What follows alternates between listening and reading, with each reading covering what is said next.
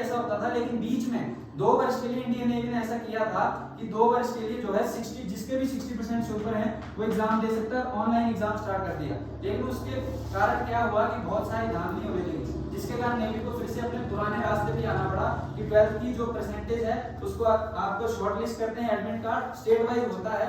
तो आपको पता है हिमाचल में स्टूडेंट्स के मार्क्स कैसे आते हैं, स्टूडेंट की अच्छी खासी कट ऑफ जाती है यहाँ पे। तो ऐसा ही सेम इसमें है, इन दोनों के लिए सेम ही एग्जाम होता है। SSR AA के लिए मेरिट बनती है, आपका रिटन होगा, अगर आप रिटन क्वालिफाई करते हैं तो उसका रिटन इज वेरी इजी। आपके 2500 मार्क्स का क्वेश्चन पेपर होता है, 25-25 मार्क के 4 सेक्शन रहते हैं। तो इनमें आपको हर सेक्शन में लगभग 10 क्वेश्चन अगर आप ठीक करते हो तो आप एक पास कर जाते हो एग्जाम को, आप नेक्स्ट स्टेज के लिए एलिजिबल हो जाते हैं। लेकिन आपको 10 ठीक नहीं करने हैं, आपको मैक्सिमम क्वेश्चन ठीक करने ताकि आप फाइनल जो आपकी मेरिट लिस्ट बने उसमें आप पहुंच सके। तो इस माध्यम से जो है आप SSR और आर्टिफिशियल एंट्री से इंडियन नेवी के अंदर आप एंट्री प्राप्त कर सकते हो। उसके बाद आपके पास अगर हम आर्मी का, तो आप सबने सुना होगा कि सोल्जर GD हो गया, टेक्निकल हो गया, और आपका सोल्जर एक मेडिकल, इनकी AMC में भी सिलेक्शन होती है। तो ये सारे तो जो भर्ती है आपके फिजिकल के बेसिस पे होती है। पहले आपको फिजिकली जो है प्रूव करना पड़ता है, 1.6 किलोमीटर रन जो है, जो भी आपका दिए कंपटीशन है उसको क्वालिफाई करके आपको आगे जाना होता है। तो इसमें जो है आप जनरल ड्यूटी के लिए 10th स्टैंडर्ड है, 10+2 टेक्निकल, ये तो है सेलर्स एंट्री जो आपकी सिपाही लेवल पे। लेकिन मेरा आज यहाँ पे आने का मकसद ये नहीं है, मैं चाहता हूँ कि आप लोग इस चीज से ऊपर उठ के कुछ करें।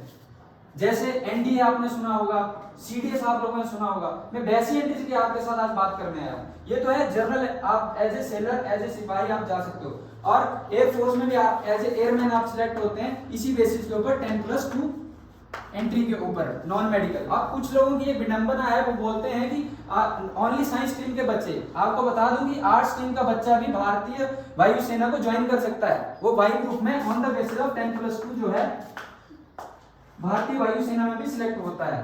तो अब इसके पश्चात जो है मैं बात करने जा रहा हूं अभी NDA, CDS, ऐसी एंट्रीज जो आपको बहुत इजीली, जिसके वजह से आप जो है आगे जा सकते हैं।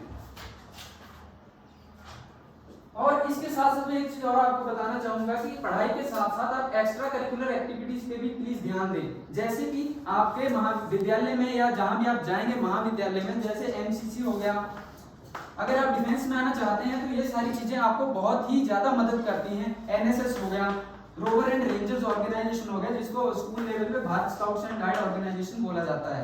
ये ऑर्गेनाइजेशन ऐसी ऑर्गेनाइजेशन होती है जो आपको चारों तरफ से आपकी डेवलपमेंट करती है। पढ़ाई के साथ साथ इनके अंदर कैंप्स लगाए जाते हैं जिसमें आपको फिट किया जाता है। भारत स्काउट गाइड को लोग बहुत ही ऐसी नजरों से देखते हैं कि ये ऑर्गेनाइजेशन, बिकॉज हमारे लोअर हिमाचल में पता नहीं है, मैं इस ऑर्गेनाइजेशन का पार्ट रहा हूँ 3 ईयर के लिए, बंगाना कॉलेज से मैंने ग्रेजुएशन किया था, तो इस ऑर्गेनाइजेशन का पार्ट रहा था। ये ऐसी ऑर्गेनाइजेशन है, अगर आपको फॉरेन कंट्रीज जाना है तो सबसे इजीली आप इस ऑर्गेनाइजेशन के थ्रू जा सकते हो। और ये ऑर्गेनाइजेशन जो है भारत स्काउट्स एंड गाइड, ये रेलवे में इस ऑर्गेनाइजेशन, अगर आप इसके होल्डी हैं तो आपके लिए स्पेशल कोटा रखा जाता है, आपके लिए स्पेशल वैकेंसीज निकाली जाती है। भारत स्काउट्स एंड गाइड लिखा जाता है कि अगर आपके पास है तो आपके लिए स्पेशल वैकेंसीज भी निकाली जाती हैं Bharat scouts and guide organisation के ऊपर, इसके बेसिस के ऊपर। NSS, MCC, तो इसका अगर आप लोग NSS को भी ऐसे समझते थे, मैंने बहुत सारे बच्चों के मुंह से सुना कि कहते हैं अरे इसमें तो ऐसे झाड़ू लगाते हैं, ये करते हैं, वो करते हैं, लेकिन आप इन ऑर्गेनाइजेशन को पॉजिटिवली लें। क्यों? आज आपने थोड़े दिन पहले पुलिस का रिजल्ट देखा, हिमाचल पुलिस का, मैंने सामने एक कैंडिडेट था, उसके एग्जाम में 62 मार्क्स थे और वो रह गया, कट आउट हो गया, उसकी सिलेक्शन नहीं हो पाई। और एक कैंडिडेट जिसके 58 मार्क्स थे, रीजन क्या था? उसने 3 साल कॉलेज में NSS किया था और वो लीड कर गया, उसको 3 मार्क्स एक्स्ट्रा मिल गए। तो ये जो ऑर्गेनाइजेशन है, ये आपको आपने मार्क्स के लिए नहीं इनमें घुसना है, आपने इनमें घुसना है अपनी डेवलपमेंट के लिए, बिकॉज ये आपको बहुत सारी चीजें सिखाती हैं। आप बाहर जाते हो, कैंपेन करते हो, बहुत सारी चीजें आप इनके अंदर सीखते हो। तो अब हम चलते हैं अपने सेकंड उसकी ओर कि 12th पेज के ऊपर आपको, और एक आपको सभी को पता होगा कि लास्ट ईयर ही इंडियन जो कोर्ट है हमारा, जो सुप्रीम कोर्ट है, उन्होंने नोटिफिकेशन निकाला और सबको बताया कि अब NDA के अंदर लड़कियां भी जा सकती हैं। ये हमारे सबके लिए बहुत ही अच्छी बात है। तो NDA जो है एग्जामिनेशन, तो आप सबको पता होगा, जिसके अंदर 2 एग्जामिनेशन होते हैं, एक मैथमेटिक्स का एग्जामिनेशन होता है और दूसरा जनरल स्टडीज का एग्जामिनेशन होता है। तो इसमें जो मैथमेटिक्स आता है वो बिल्कुल 12th स्टैंडर्ड का मैथमेटिक्स आता है। हम लोगों को पता ना होने के कारण, गाइडलाइंस ना होने के कारण हम लोग इन एग्जाम्स को नहीं निकाल पाते हैं। मैं भी सोचता था कि मुझे शायद अगर सही तरीके से पता होता तो मैं भी आगे चला जाता। तो इसमें अब इसके बाद ये तो है, इसमें आपको एक पहले रिटन एग्जाम देना होता है, उसके बाद 5 डेज एसएसबी एक इंटरव्यू प्रोसीजर है जिसको आपको फॉलो करना होता है। तो लेकिन इसके अलावा और कौन कौन सी एंट्री है? 10+2 बीटेक कैडेट एंट्री है। इस एंट्री के थ्रू आप क्या कर सकते हैं, आपको नॉर्मल अप्लाई करना है, 12th में परसेंटेज अच्छी लानी है और जेईई मेंस का एग्जाम में आपको अपीयर होना है। इतना आप करते हैं तो आपका जो है एसएसबी के लिए कॉल आ जाता है। इसमें अगर आपकी परसेंटेज अच्छी रहती है तो 10+2 बीटेक कैंट, आपको कोई रिटन एग्जाम क्वालिफाई करने की जरूरत नहीं है, आप डायरेक्ट एसएसबी अटेंड करते हो। Similar way in the Indian army 10+2 TES entry है, टेक्निकल एंट्रीज की। इसमें भी आप जो है यही क्राइटेरिया है, सेम क्राइटेरिया है, जेईई मेंस में अपीयर होना है और 10+2 में अच्छे मार्क्स लाने हैं और जिसके बाद आप जो है इंडियन आर्मी को, इंडियन नेवी को आप एज ए ऑफिसर ज्वाइन करोगे और आपको वो फोर्सेस फ्री ऑफ कॉस्ट आपको 4 ईयर का बीटेक डिग्री भी करवाएंगे। तो ये बहुत ही अच्छी एंट्री है जिसके बारे में हमें पता नहीं होता है। इसमें आपको कुछ नहीं करना है, आपको जस्ट एक रिटन क्वालिफाई करना है, रिटन भी नहीं देना है इसमें, तो आपको जस्ट प्रिपेयर होना है इसके लिए 5 डेज एसएसबी प्रोसीजर के लिए। तो मैं आपको थोड़ा सा एसएसबी प्रोसीजर के बारे में, मैं इतना उसके वो तो नहीं हूँ जानता, लेकिन जितनी मेरे पास जानकारी है मैं आपको बताऊंगा कि आपको एसएसबी प्रोसीजर जो है वो कैसे होता है।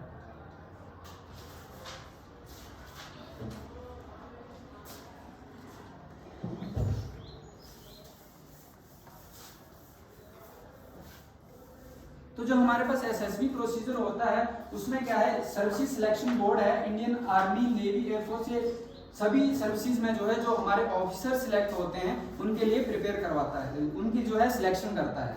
तो इसके अंदर क्या रहता है, 5 डेज हमारा एसएसबी होता है जिसमें आपको हर तरह से वो लोग चेक करते हैं, फिजिकली, मेंटली, साइकोलॉजिकली। यहाँ पे 3 ऑफिसर रहते हैं जो आपके साथ इंटरेक्शन करते हैं।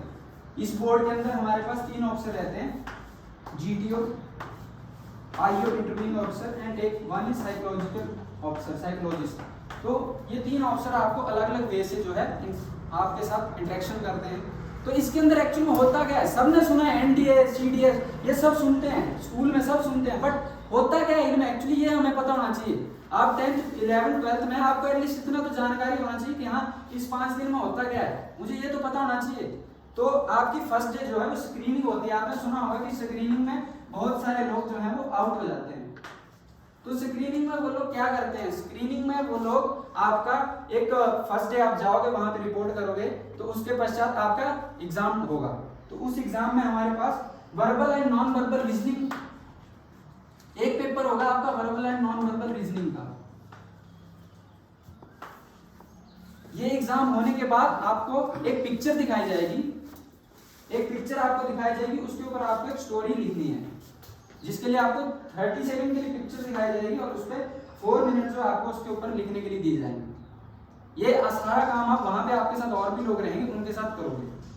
तो जब आप इस पिक्चर को लिख लेते हो तो उसके बाद आपको जो भी आपके साथ के ग्रुप मेंबर्स हैं उनके साथ मिलकर के आपको एक निष्कर्ष फाइनल स्टोरी बनानी होती है और हर एक व्यक्ति को वो स्टोरी खड़े होकर के नरेट करनी होती है ऑफिसर के सामने।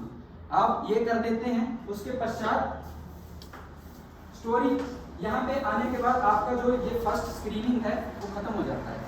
उसके बाद आपने स्टोरी लिख दी, उसके स्टोरी लिखने के बाद आप सभी ने डिस्कस किया आपस में, फिर आप सब लोग डिस्कस करके एक फाइनल स्टोरी जो है, जैसे आपके ग्रुप में जो 50 या 25 जितने भी लोग थे एक सेमी सर्कल में वो लोग बैठते हैं, तो इतने में आपने सारे जो है एक फाइनल स्टोरी आप निकाल के लाओगे। तो वहां पे आपको अच्छे से परफॉर्म, यह हो गया आपका फर्स्ट डे प्रोसीजर। यहीं पे जो है 90% ऑफ कैंडिडेट यहीं पे फेल हो जाते हैं। अगर आप इस स्टेज को क्वालिफाई कर जाते हो तब आपके पास नेक्स्ट 4 डेज का प्रोसीजर बचता है। नेक्स्ट 4 डेज जो प्रोसीजर है वो बहुत ही इजी है इसके मुकाबले में।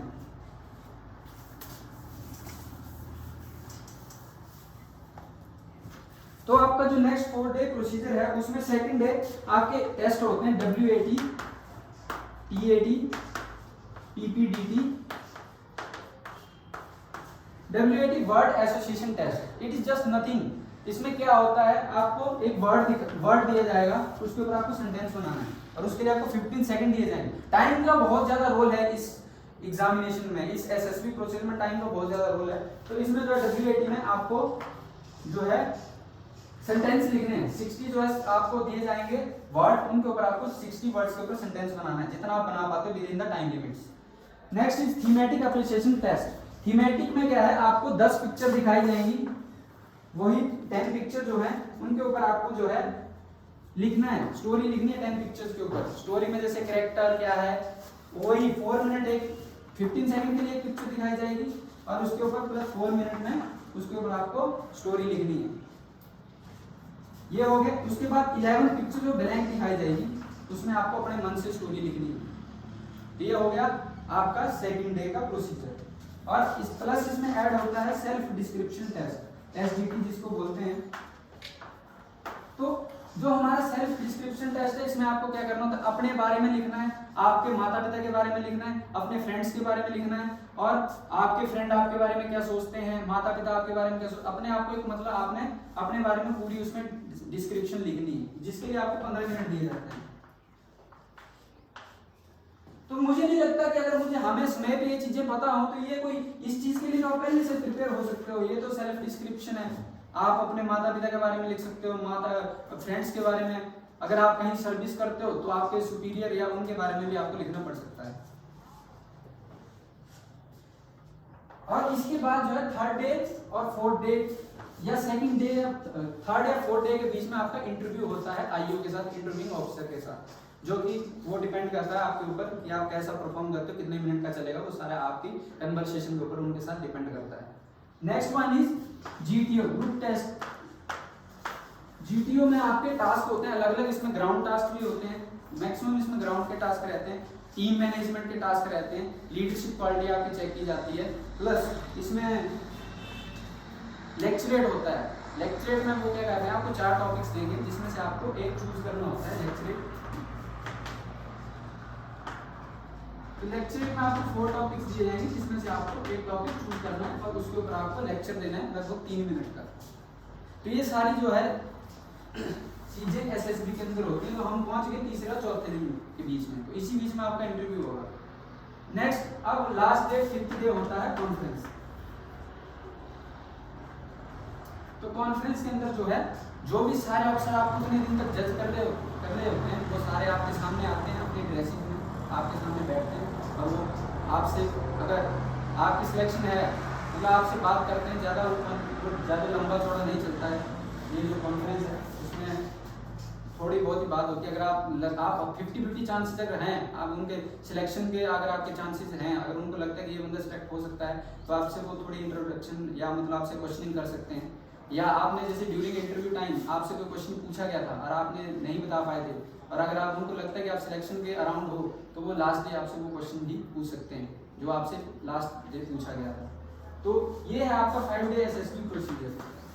तो इसमें अगर ये सारी चीजें आपको 11th-12th में पता हो तो आप प्रिपेयर हो सकते हैं।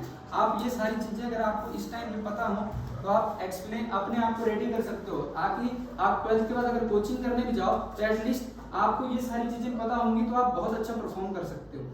ये था आवर 5 डेज एसएसबी प्रोसीजर।